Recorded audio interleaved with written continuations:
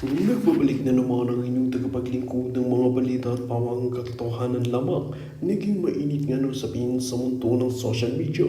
Talaga naman na hindi nga magkakawala itong siguting ng Norte na ito dahil talagang papanagutin ng otoridad. Dahil nga rito ay talagang patuloy ang pagiging imbestiga na nangyayari sa kanya. Ngayon nga ay talagang hawak na ng Korte Suprema ang mga kaso at mga pruweba.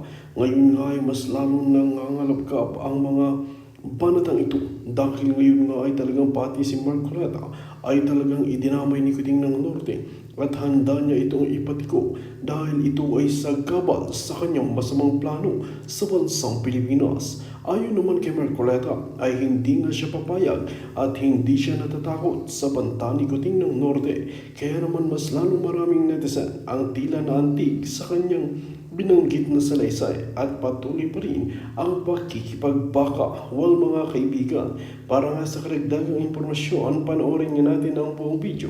At kung bago ka pa lamang sa aking channel, huwag kalimutan i-click ang subscribe button at notification bell para lagi kang updated sa ating mga bagong video. At para sa solid viewers natin dyan, maraming salamat sa walang